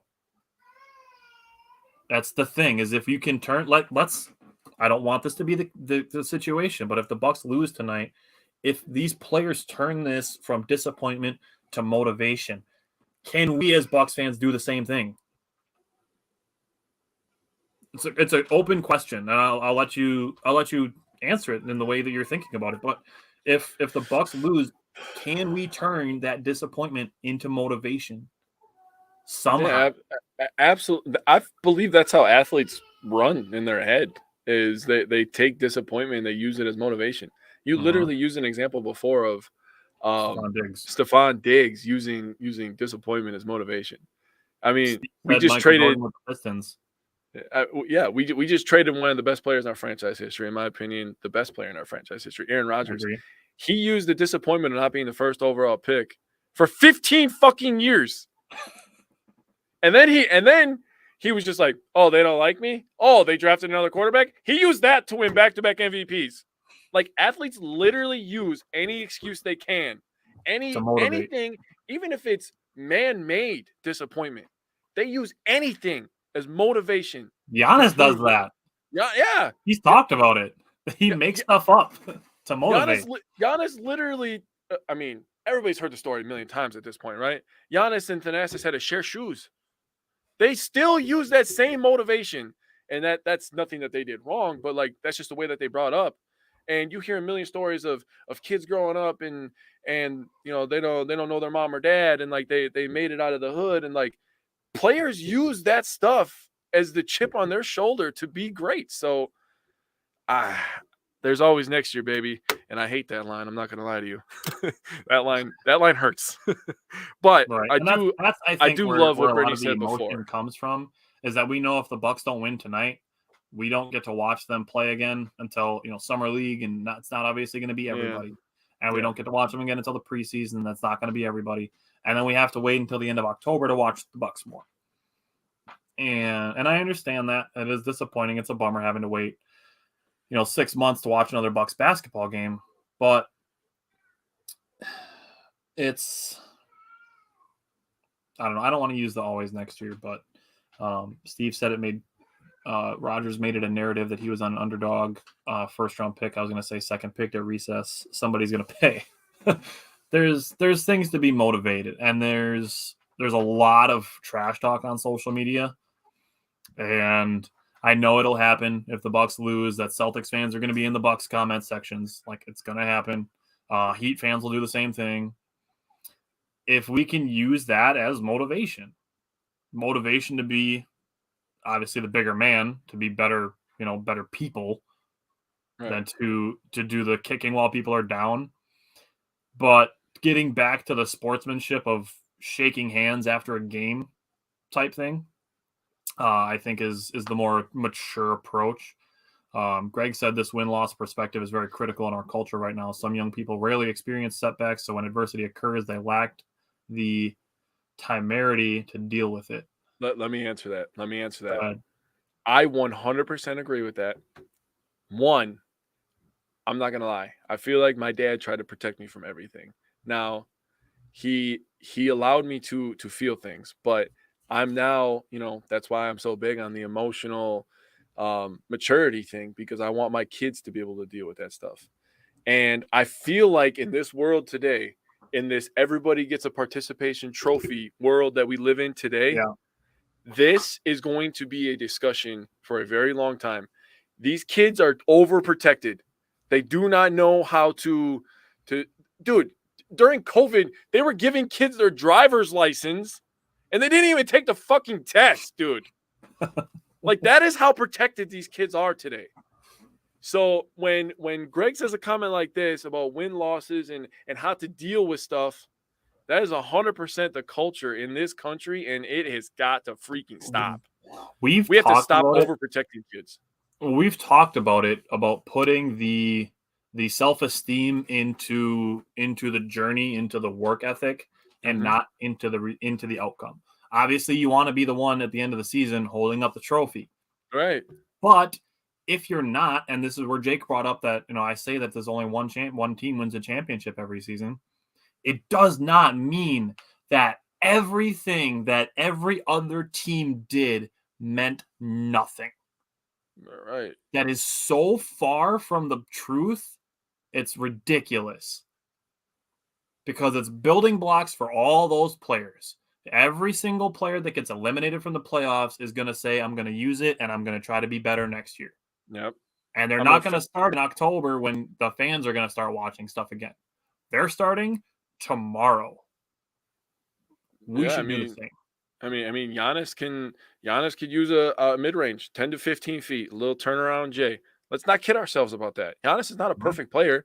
Doesn't mean he's not the best. Doesn't mean he's not the most dominant right now. But if Giannis gets a turnaround J, I promise you he's definitely the best and most dominant, and he's unstoppable at that point. That is the third superlative that you put on top of Giannis. Unstoppable. Because if he has a turnaround J, you better just go talk to God before the game, because that's all you got left. And we've put this out there too, that we want to normalize giving respect to our opponents when it's deserved. Obviously, if we get into a situation where, like, Miami wins on a last-second free throw that was a foul where there was no contact, but they can't review it by some, technicality or something like that, and that's the way it ends, like, there's other things that have led to this point. Agreed.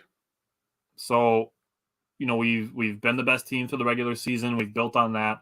We're at this position now where the back's against the wall and it's time to face the elimination game.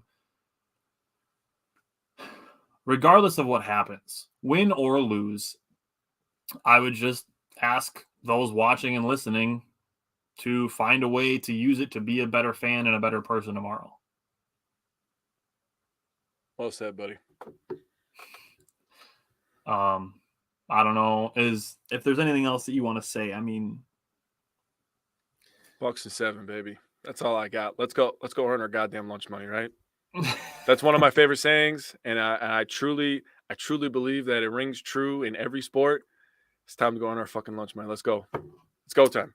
All right. So I want to give a thank you to everybody who's commenting along with us, and especially for those appreciating what we are trying to do and accomplish, and the impact that we're trying to make as Wisconsin sports fans, because we are the things that we're talking about, which I think qualifies us to talk about them.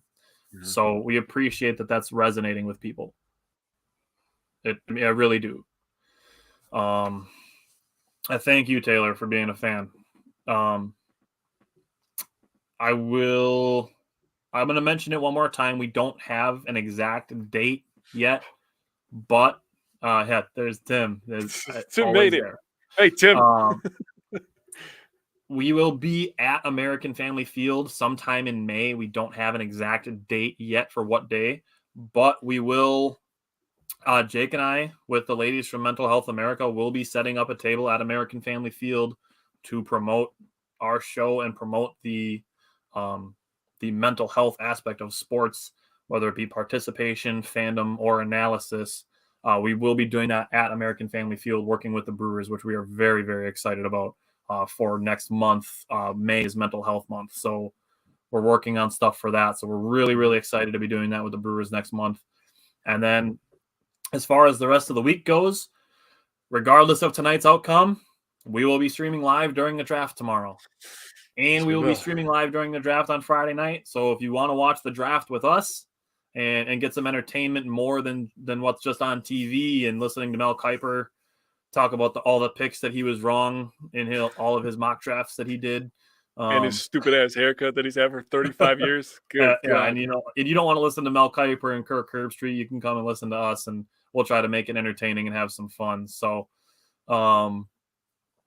yeah, I mean that's where we're at. Try to lighten the mood a little bit towards the end of the show by bringing up the stuff that we're excited for. So there will be 2 more Wisco Fanatics episodes this week during the draft, and we're going to talk through it because we spent the last 6 weeks talking about players. So now we're going to watch them get drafted, and undoubtedly, it's going to happen that a player that we liked goes to a team we don't like. It's going to happen. I know. It's got to mentally prepare. I was literally thinking about that today. I was like, dude, if Keanu Benton ends up on the freaking Bears, I'm going to be so fucking pissed.